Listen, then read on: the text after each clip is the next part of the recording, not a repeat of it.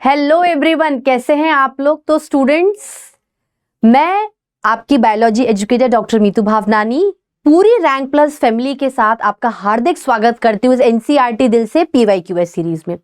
ये सीरीज काफी टाइम से चल रही है। आप मेरे साथ और भी एडुकेटर से मिल चुके हैं, ठीक है। ये एनसीईआरटी दिल से की टीम है और पहले में हम लोग पूरी रैंक प्लस फैमिली की टीम है। हर एडुकेटर अपना बेस्ट दे रहा है चैनल पे। चैनल्स आपको पता है, अच्छे से जाइए और पूरा पढ़ के सेशन को छोड़िए। नहीं मन है मत आइए सेशन में, लेकिन अगर आप सेशन में हैं तो पूरी तरीके से सेशन के बन के रहिए। अगर एडुकेटर यहां पर कुछ बोल रहे हैं, मेहनत करें तो ज्वाइन। आपकी ही मेहनत आपको आगे रंग लाके देगी। रिजल्ट आपका होगा, सीट आपकी होगी, मेडिकल कॉलेज आपका होगा। ये शेयरेबल थोड़ी है। तो अगर हम इस पे प्रॉपरली फोकस करें तो बहुत अच्छे से हम लोग नीट क्लियर कर सकते हैं।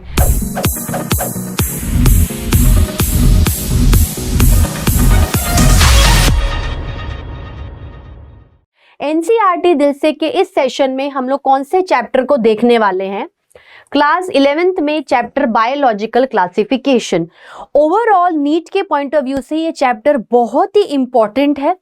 बच्चों को ये चैप्टर बड़ा और लेंदी लगता है, ठीक है, क्योंकि इसके अंदर हम लोग एक ओवरऑल बहुत सारे किंगडम्स को एक साथ पढ़ते हैं। जैसे हमने इंट्रोडक्शन देखा, हम लोग बेसिस ऑफ क्लासिफिकेशन देखते हैं, ज्यादा अच्छे से हम लोग क्लासिफिकेशन, टेक्सोनॉमी, सिस्टमैटिक्स को पढ़ते हैं, रिलेट करते हैं, ठीक है।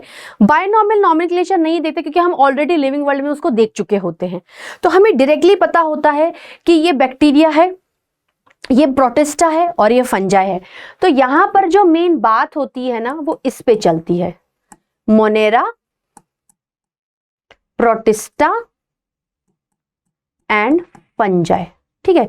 इन 3 किंगडम्स पे चलती है। हम लोग इसमें इनको बहुत अच्छे से देखते हैं, समझते हैं और डिस्कस करते हैं, ठीक है। प्रॉपर सारे पॉइंट्स को हम लोग देखते हैं, पर यहां पर हम लोग पीवाईक्यूएस सीरीज के बारे में बात कर रहे हैं, ठीक है। Got my point. Monera, protista, fungi. अगर नीट पॉइंट ऑफ व्यू से बात करूं तो आप ये मान के चलिए कि 4 से 5 क्वेश्चन इस चैप्टर में से पक्के हैं। जो यूनिट है डाइवर्सिटी इन लिविंग ऑर्गेनिज्म, उसमें इस चैप्टर में से पक्के हैं। चलिए खेलते हैं 10,000 का question. Which characteristic place the fungi in a separate kingdom. You very well know students कि जो फंजाई किंगडम होता है वो क्यों अलग किया गया। भाई फंजाई किंगडम को कोपलैंड सर ने क्यों अलग किया? इसलिए अलग किया, देखिए पहले क्या था कि आपने लीनियस सर ने बोला कि भाई दोनों किंगडम को डालो, plant kingdom, animal kingdom, it is a 2 kingdom classification. Then 3 kingdom classification आया, ठीक है। हैकल सर ने कहा कि यार ये तो बहुत मतलब अजीबो गरीब से हो गई कि जो ऑर्गेनिज्म ना तो प्लांट में फिट हो रहे ना एनिमल में फिट हो रहे हैं, आपने उनको कहीं पे भी फिट कर दिया। तो एक डस्टबिन किंगडम क्रिएट हुआ कि we have to create 1 more kingdom, ठीक है। We have to create 1 more kingdom. फिर प्रोटिस्टा हुआ, फिर आपका मोनेरा हुआ, फिर फंजाई हुआ, ठीक है। तो ये जो 2, 3, 4 एंड 5, ठीक है स्टूडेंट्स, ये सारी चीजें क्या हैं, धीरे धीरे धीरे धीरे क्रिएट होती गई, किंगडम्स क्रिएट होते गए। तो ये वाला क्वेश्चन क्या कह रहा है स्टूडेंट्स कि which characteristic place the fungi in separate kingdom. ऐसा कौन सा फीचर है, ऐसा कौन सा फीचर है जिसकी वजह से मैं फंजाई किंगडम और उसके मेंबर्स को, जैसे मेंबर था ना एस्कोमाइसिटीज, बेजिडियोमाइसिटीज, ड्यूटेरोमाइसिटीज, इन्हें अलग सेपरेट साम्राज्य में बनाऊंगी। सेल वॉल कंपोजिशन की वजह से, सेल वॉल स्ट्रक्चर की वजह से, न्यूट्रिशन की वजह से या न्यूक्लियर मेम्ब्रेन की वजह से। इसको एनसीईआरटी के इस पेज से निकाला गया है, सब टॉपिक 2.3 किंगडम फंजाई। अगर हम इस टॉपिक को देखिए, एक तरीके से एनसीईआरटी की रीडिंग हो रही, थोड़ा थोड़ा देख लेते हैं कि fungi constitute a unique kingdom of heterotrophic organism. What do you mean by heterotrophic organism? जो अपना खाना खुद नहीं बना सकते हैं, डिपेंडेंट होते हैं। जो अपना खाना खुद बनाते हैं वो कौन से होते हैं? ऑटोट्रॉफिक। तो हेटेरोट्रॉफिक ऑर्गेनिज्म को हेटेरोट्रॉफ्स भी बोलते हैं। दे show great diversity in morphology in habitat. Morphology मतलब बाहरी स्ट्रक्चर्स में ये बहुत विभिन्न प्रकार के दिखते हैं, और ये हैबिटेट बहुत काफी जगह पर रह सकते हैं। Mainly moist and humid condition बहुत ही फेवरेबल होती है फंजाई के लिए, ठीक है। ऑन अ मॉइस्ट पे रॉटन फ्रूट्स, ठीक है। कुछ कुछ फंजाई आपके पैरासाइटिक भी होते हैं। Some unicellular fungi yeast are used to make bread and beer. यहां पर जो किंगडम आ गया है उसमें ईस्ट यूनिसेल्युलर है। ईस्ट क्या है? यूनिसेल्युलर है। बाकी जो किंगडम है वो प्योरली मल्टी सेल्यूलर यूकैरियोटिक है, ठीक है स्टूडेंट्स, मल्टी सेल्यूलर यूकैरियोटिक है। अब देखो other fungi cause diseases. Fungi plants और एनिमल में बीमारियां भी पैदा कर सकते हैं। Puccinia is an important example. Some are source of antibiotics, that is penicillium, ठीक है। फंजाई कॉस्मोपॉलिटिशियन बहुत जगह पे रह सकते हैं। They prefer to grow in warm and humid condition. और बहुत ज्यादा देखें तो इनका जो स्ट्रक्चर है वो हाइफे की तरह होता है, ऐसा लॉन्ग सिलेंड्रिकल, यूं, ये हाइफे ऐसे, ठीक है, स्ट्रक्चर।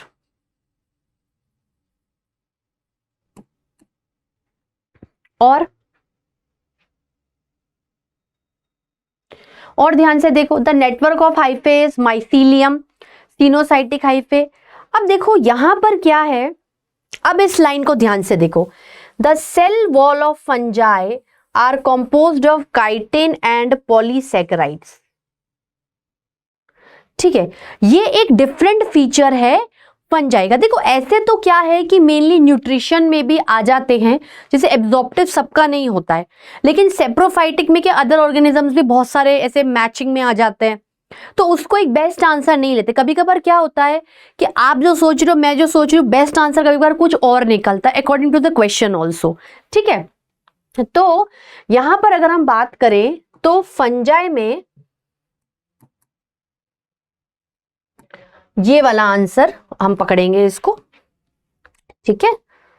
ये the cell wall of fungi are composed of chitin and polysaccharide. अब देखो एनसीईआरटी रीडिंग में जिसने ये पेज नहीं पढ़ा होगा ना, उससे भी बहुत सारा पढ़ लिया, ठीक है। तो फंजाई में क्या होती है, सेल वॉल भी होती है, सेल मेम्ब्रेन तो होती है, और ये एक डिफरेंट, एक मॉडिफाइड पॉलीसेकेराइड काइटिन की बनी हुई रहती है। तो बेस्ट आंसर किस पे जाएगा, ए वाला, सेल वॉल कॉम्पोजिशन पे, ठीक है स्टूडेंट्स। आई मेरी बात समझ में, क्लियर हो गया? चलिए नेक्स्ट क्वेश्चन खेलते हैं 20,000 के लिए, ठीक है। Which of the following found in harsh habitat. Harsh habitat मतलब एडवर्स कंडीशन,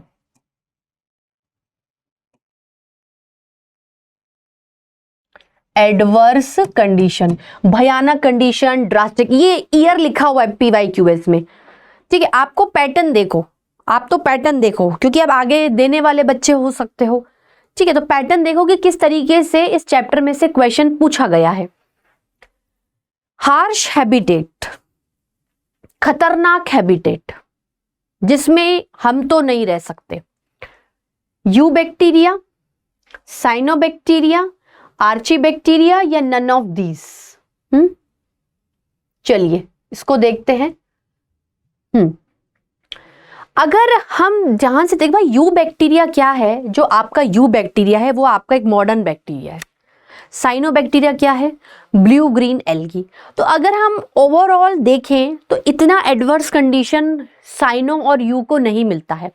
अगर आप आर्ची बैक्टीरिया को देखें तो these bacteria special since they live in some of the most harsh habitat. Extreme salty, हद से ज्यादा नमकीन area, halophile. Hot spring, thermoacidophiles. Marshy area, दलदला एरिया, मिथेनोजन, जहां पर ये मीथेन गैस का प्रोडक्शन करेंगे, ठीक है।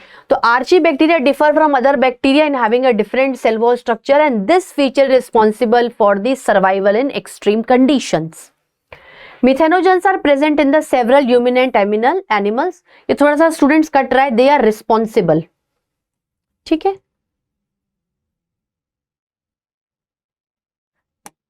For the production of methane gas.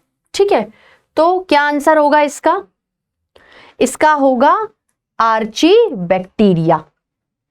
ठीक है, तो अगर इसमें डिफरेंट तरीके से हम लोग कुछ क्वेश्चन बनाना चाहें, मान लीजिए कि मैं एग्जामिनर हूं और मैं क्वेश्चन सेट कर रही हूं, तो मैं इसमें से हेलोफाइल्स में से भी क्वेश्चन निकाल सकती हूं।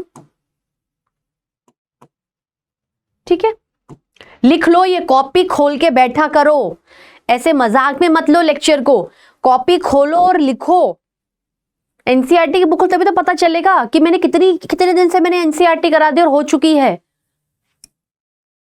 ठीक है, जो लेक्चर जिसने नहीं देखे हो पहले रिकॉर्डेड अवेलेबल हैं चैनल पे, बिल्कुल जाके देखिए और ध्यान से ढंग से देखिए उसको। पढ़ना है तो आओ, नहीं पढ़ना तो भले ही मत आओ, लेकिन पढ़ो। Halophiles,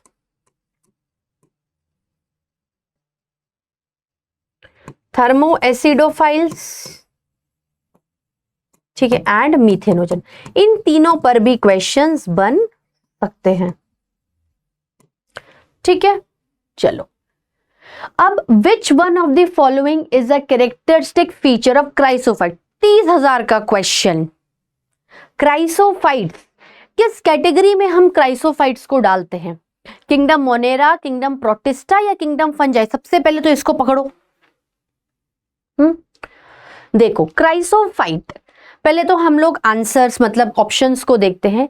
they are parasitic form which cause disease in animal, they have a protein rich layer called pellicle, they have indestructible wall layer deposited with silica, या फिर they are commonly called dinoflagellates।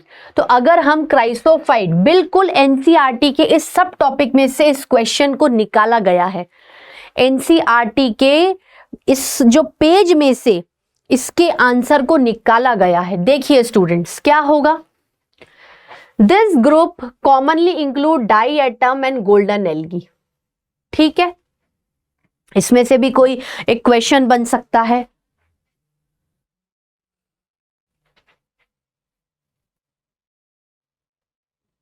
ठीक है, चलो अच्छा वो गायब हो गया।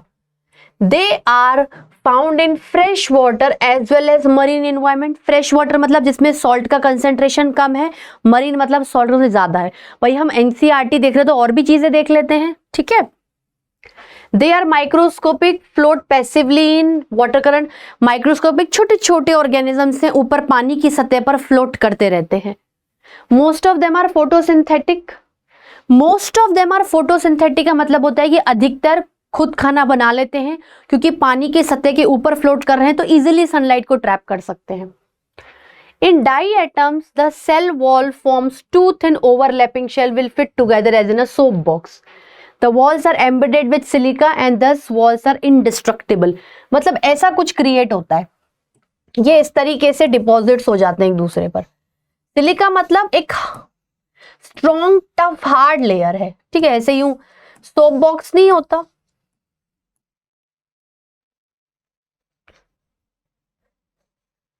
ठीक है, thus diatoms have left behind large amount of cell wall deposit in their habitat. This accumulation over billions of years is referred to as diatomaceous earth. ये तो मर गए लेकिन हार्ड चीज को छोड़ गए पीछे। ठीक है, being gritty, this soil is used in polishing, filtration of oil, syrup. Diatoms are the chief producers in the ocean. Main अगर फोटोसिंथेटिक ऑर्गेनिज्म है तो इनकी प्रोडक्टिविटी से बाकी इकोसिस्टम भी क्या करेगा, सरवाइव करेगा। तो अगर हम आंसर को देखें तो क्या होगा, ये वाला आंसर जाएगा। They have indestructible wall layer deposited with silica.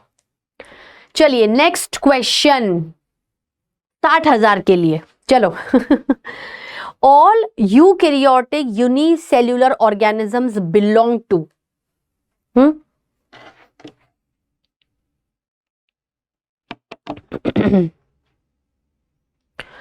All unicellular. देखो सबसे पहले यूकैरियोटिक का मतलब क्या है, हैव वेल डेवलप्ड न्यूक्लियस। ठीक है, वेल डेवलप्ड न्यूक्लियस है, bounded bye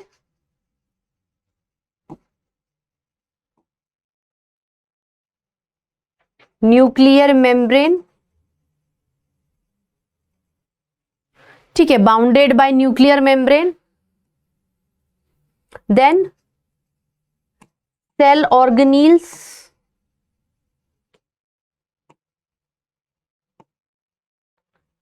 are also developed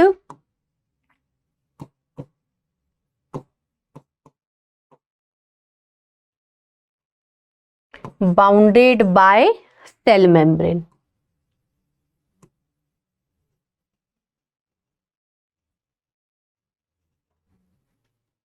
ठीक है, ये लो, ये यूकेरियोटिक सेल हो गया। मतलब अगर हमें सेल को कंसीडर करें तो ये तो होगी सेल की सेल एनवेलप। चलो मैं नेक्स्ट वाले में बताती हूं आपको इसमें क्यों। और यूनिसेल्यूलर, यूनिसेल्यूलर का मतलब क्या होता है? One cell. यही वन सेल जो बॉडी है उसका स्ट्रक्चर भी बना रहा है और फंक्शन भी कर रहा है। तो यहां पर है all eukaryotic unicellular organism. Monera होगा, प्रोटिस्टा होगा, फंजाई होगा या बैक्टीरिया होगा। अब आप इस टेबल को देखिए, इस टेबल को ध्यान से देखिए आप लोग। यहां पर पांचों किंगडम के हर प्रकार के कैरेक्टरिस्टिक्स को डिपिक्ट किया गया है। ठीक है, क्या होगा? ये आपका cell type, cell wall, nuclear membrane, mode of nutrition है। इसमें देखो यहां पर आपको सेल्यूलैरिटी भी पता चल जाएगी। इतना मतलब इसमें अगर हम देखें तो इसमें से निकाला गया है, पर आंसर जरूरी नहीं कि बिल्कुल ही पॉइंट टू पॉइंट हर जगह दिया हुआ आपको। देखो सबसे पहले मोनेरा तो ऑप्शन होगा ही नहीं क्योंकि वो प्रोकैरियोटिक है। हमारा तो क्वेश्चन ही यूकैरियोटिक यूनिसेल्यूलर है ना। उसके बाद देखो फिर यूकैरियोटिक में प्रोटिस्टा, फंजाई, प्लांट एनिमिलिया है। पहले बात तो प्लांट एनिमिलिया तो ऑप्शन में ही नहीं है। मोनेरा तो देखो ये ट्रिक्स होती हैं सॉल्व करने की क्वेश्चन। मोनेरा हटा दो, बैक्टीरिया मोनेरा का मेंबर है तो 50-50 के हिसाब से ए और डी तो निकल गया। अब सिर्फ प्रोटिस्टा और फंजाई बाकी है। तो प्रोटिस्टा और फंजाई में भाई दोनों यूकैरियोटिक हैं। ठीक है, अब देखो इसकी सेल्यूलैरिटी, सेल्यूलर मतलब यहां पर यूनिसेल्यूलर बोला गया है। और मल्टी सेल्यूलर लूज टिश्यू मतलब टिश्यू का मतलब है कि एक से ज्यादा सेल आ चुके हैं और सेल की ग्रुपिंग है। तो बेस्ट आंसर क्या होगा, है ना? अगर आप इसको देखो तो ये कैसा सेल है भाई, हमारे पास प्रॉपर सेल एनवेलप होगा। ठीक है, यहां पर आपका ये न्यूक्लियस होगा, ये प्रॉपर न्यूक्लियर मेम्ब्रेन से बाउंडेड है। ऐसा स्ट्रक्चर आपको प्रोकैरियोट्स में नहीं दिख रहा है, बैक्टीरिया में। ठीक है, यहां पर आपको, चलो इससे ले लेती हूँ, सेल ऑर्गेनील्स दिख रहे हैं, वो भी सेल मेम्ब्रेन से बाउंडेड है। तो ये एक वेल डेवलप्ड यूकैरियोटिक सेल है।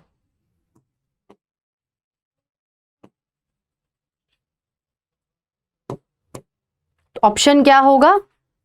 B, Protista. ठीक है, बी प्रोटिस्टा।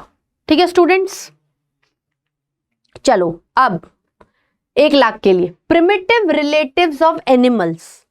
एनिमल का देखो, एनिमल में मेनली हम जो इंडिकेट करते हैं किंगडम एनिमेलिया को, वो मेटाजोआ से करते हैं। जोआ मतलब समथिंग मूवेबल। मैं पोजीशन चेंज कर सकती हूं। मैं यहां पर खड़ी हुई हूं and I am changing the position. मैं पोजीशन को चेंज कर रही हूं। मूवमेंट का मतलब क्या है कि मैं एक ही जगह खड़ी होकर ये मूवमेंट कर रही हूं। लेकिन जब मैं लोकोमोशन की बात करती हूं तो मैंने अपनी पोजीशन को ही चेंज कर लिया है। पूरी की पूरी पोजीशन ही चेंज हो गई है। ठीक है, तो यहां पर एनिमल्स को क्यों ऐसा लोकोमोशन दिया गया है नेचर ने? क्योंकि एनिमल्स फोटोसिंथेटिक नहीं होते हैं, एनिमल्स ऑटोट्रॉफ नहीं होते हैं। वो क्या होते हैं? वो हेटेरोट्रॉप्स होते हैं। वो हेटेरोट्रॉप्स होते हैं। वो हेटेरोट्रॉफिक न्यूट्रिशन करते हैं। उनको भागना पड़ता है दूसरे एनिमल के लिए, अपने खाने को बनाने के लिए, अपने सर्वाइवल को करने के लिए। ठीक है, तो अब प्रिमिटिव रिलेटिव ऑफ एनिमल्स में क्या बैक्टीरिया आएंगे, ह्यूमंस आएंगे, एल्गी या प्रोटोजोन्स आएंगे?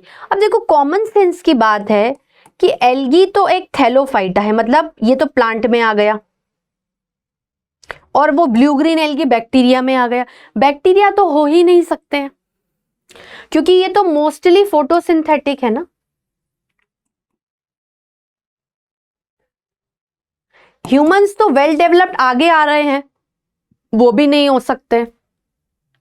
प्रिमिटिव रिलेटिव कि भाई हम एंसेस्ट्रल थोड़ा बहुत रिलेशनशिप भी बिठाएं तो, yes this is the answer, this is the only answer. All protozoans are heterotrophs and lives as predators and parasite.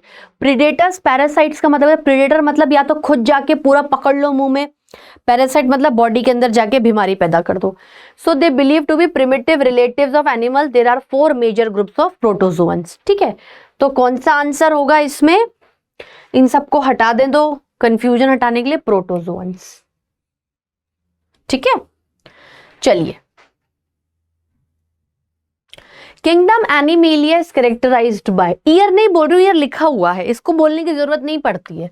Kingdom Animalia is characterized by, हम लोग जब कोई भी किंगडम को स्टार्ट करते हैं तो हम कहते हैं कि हमने किंगडम में सब कुछ पढ़ लिया है और हम ये चाहते हैं कि उसके ऑर्गेनिजम्स को हम एज एन एग्जाम्पल पढ़ लेंगे और उनमें वही कैरेक्टरिस्टिक फीचर रहेंगे। ठीक है, तो क्या होंगे किंगडम एनिमेलिया के कैरेक्टरिस्टिक? क्या ये यूनिसेल्यूलर, सिर्फ अभी तक इतना दूर तक पहुंच के यूनिसेल्यूलर है? प्रोकैरियोटिक एंड ऑटोट्रॉफिक है। एनिमल्स कब से खुद खाना बनाने लग गए? Multicellular, eukaryotic and heterotrophic. ठीक है, देखते हैं। Multicellular, prokaryotic, unicellular. तो देखो एक ट्रिक है, आपने सेकंड्स में क्वेश्चन पकड़ लिया है, आंसर आपको खुद पता है लेकिन एनसीईआरटी से रिलेट करते हैं इसको। ठीक है, चलो। Heterotrophic, eukaryotic, multicellular. थोड़ा और देखते हैं। Lack cell wall, they directly or indirectly depend on plants for food. They digest their food in an internal cavity, store food reserves as glycogen or fat. Mode of nutrition is holozoic, ingestion of food, follow a definite growth pattern and grow into adults. Higher forms show elaborate sensory and neuromotor mechanism. Sexual reproduction by copulation followed by embryonic development. तो क्या आया? Multicellular, eukaryotic, heterotrophic. Multicellular, eukaryotic, heterotrophic. The option is B1। ठीक है, चलिए next question. Association between mycobiont and phycobiont. Myco मतलब mycelium, myco मतलब mycelium,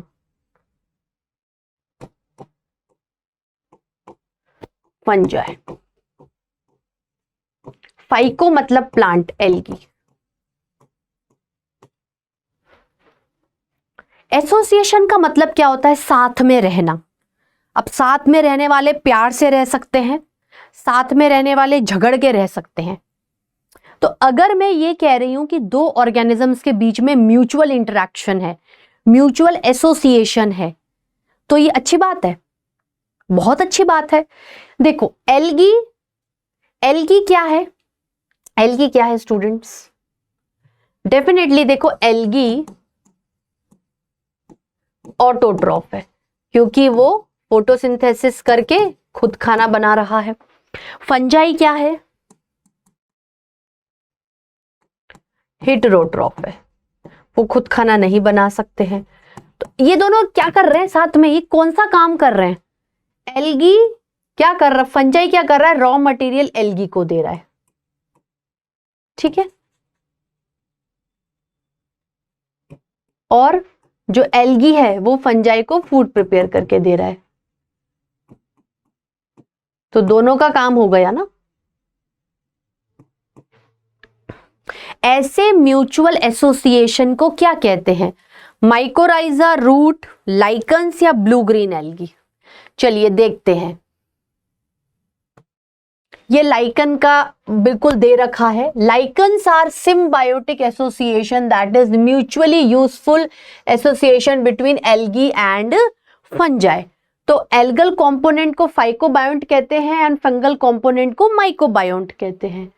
which are autotrophic and heterotrophic respectively, मतलब यहां पर एल्गी क्या है, फाइकोबायोंट। नोट्स भी बन रहे हैं साथ साथ में, बना लो, बहुत यूजफुल लेक्चर है, ठीक है। ये हो गया ऑटोट्रॉफ, फंजाई,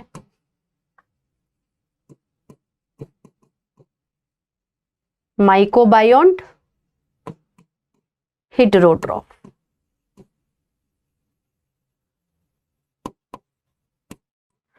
ठीक है, अब क्या कर रहा है, algae prepare food for fungi and fungi provide shelter and absorb mineral, nutrient and water for its partner.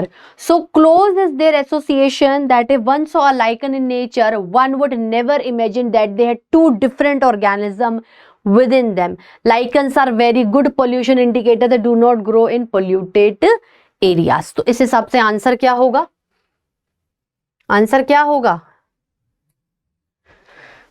Lichen. ठीक है, कभी कभार बताओ माइकोराइजा पे भी क्वेश्चन बनता है। माइकोराइजा क्या होता है, माइकोराइजा मतलब mutual association of fungi with roots of higher plant, specially gymnosperms. Chief producers in oceans are, ये थोड़ा थोड़ा पेज हमने पहले भी देखा था ना, देखो कैसे क्वेश्चन निकलते हैं। डाइएटम्स, आर्चीबैक्टीरिया, डेस्मिड्स या ऑल ऑफ दीज, कौन सा होगा। चीफ प्रोड्यूसर्स, चीफ प्रोड्यूसर्स का मतलब क्या होता है, food producing organism. Food producing organism मतलब इनका काफी हद तक प्लांट होना बहुत जरूरी हो जाता है, या कोई प्लांट लाइक होना जरूरी हो जाता है, फोटोसिंथेटिक पिगमेंट होना जरूरी होता है, फोटोसिंथेसिस करना जरूरी होता है, पूरे इकोसिस्टम को बैलेंस करके चलते हैं। ठीक है, क्या होंगे,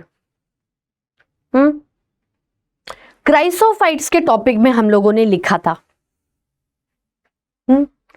तो ये क्या एग्जाम्पल में से निकाला, देखो क्राइसोफाइट की कैटेगरी में कौन आ रहा है, डाई एटम्स आ रहे हैं, और डाई एटम्स क्या है, चीफ प्रोड्यूसर्स इन दी ओशियंस।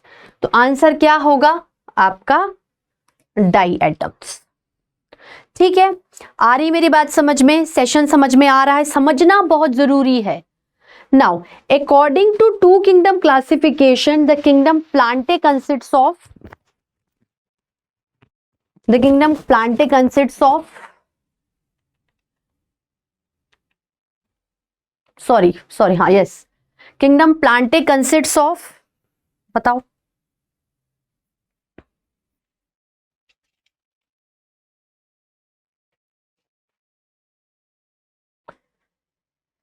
ऑटोट्रॉफ, हिट्रोट्रॉफ, मीजोट्रॉफ या फिर कीमोट्रॉफ। देखो हमें मेनली पता है कि जो प्लांटे किंगडम है वो मेन प्रोड्यूसर्स होते हैं इकोसिस्टम के।